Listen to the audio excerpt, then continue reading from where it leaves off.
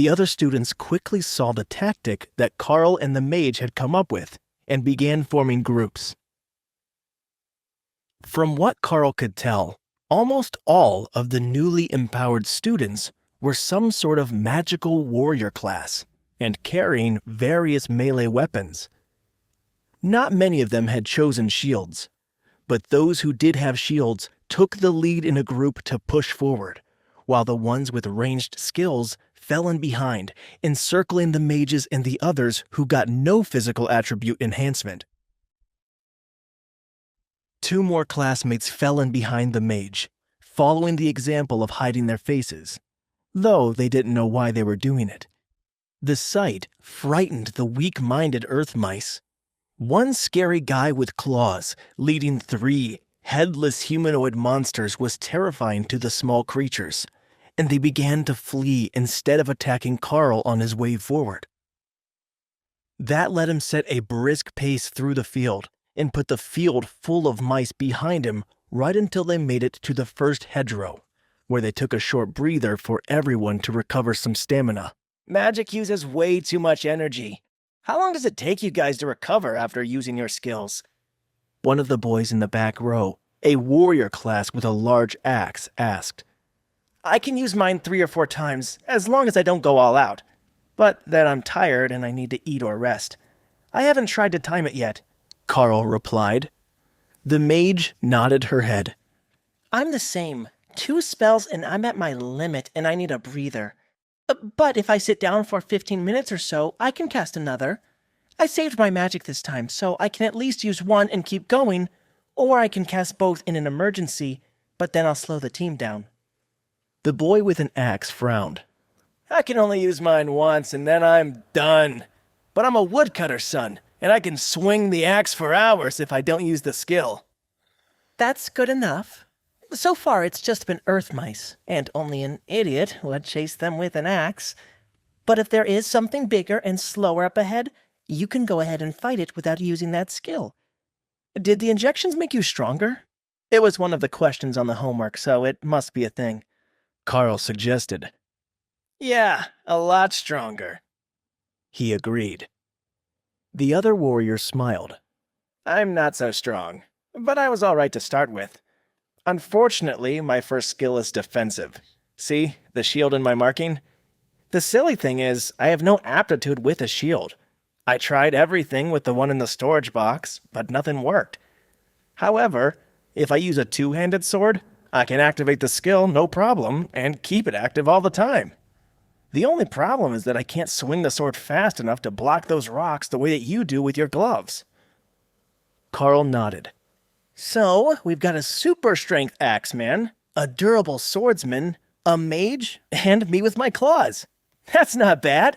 And it looks like the teachers wanted us to group up to fight our way through the gates. Not that it's been a tough fight so far, more of a practical joke by the seniors. But be prepared for something like water moles or quill beasts in the next field. After a short breather, they moved forward in the same formation, but without the coats pulled up over their heads. If there was something more dangerous than earth mice in this field, they wanted to see it coming and not find out when it reached them. Karl's supervision scanned the field, but currently it appeared to be empty and easy to pass. Likely, whatever lived here was just sleeping or going about its daily business, unaware that something was about to invade its home turf. Do you think that we should move through the trees? That would bring us to the academy without crossing the field. We just need to go to the side a little. The mage suggested. Karl scanned the tree line and shook his head. There are at least 2 iron tusk boars in those trees. I can see the torn tree bark at different heights. It might be a different species, but those marks are pretty distinctive. He quietly informed the others. They were a long way from home, so it might be an entirely different species of boar. But if the tusk markings were similar on the trees to the ones he knew from home, then the animal likely was as well. Then onward, valiant scapegoats of the freshman class. Let's amuse our seniors and get ourselves inside that gate before it gets dark. The woodcutter's son laughed. They moved forward at a fast pace, not wanting to make too much noise or vibration underground that might disturb the beasts living there, but not wanting to waste time and let the others behind them catch up either. None of the other groups had entered this field yet. Most were resting. Some were still struggling with either a lack of courage or the mice, and some had decided to go the long way around, under the assumption that the direct route was a trap. That group probably wasn't wrong, but that didn't mean that the other routes were any better. They were halfway across the field when the next group moved forward, jogging to catch up to the leaders, and the field erupted with activity.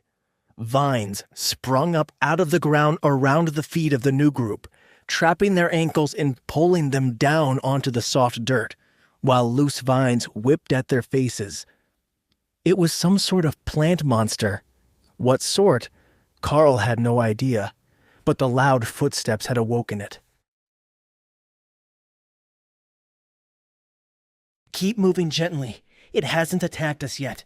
It's just active in our area. Keep moving and we will get out without much trouble. Don't attack unless you're actually trapped. And don't step on the vines, Karl instructed. You're the boss. But if we end up stuck in the middle of the field, I'm totally blaming you, the mage whispered with a rueful smirk on her face, fully expecting the worst. Wait, that's not the end. You've just had a free taste. Now get the full story on the Pocket FM app, link in description.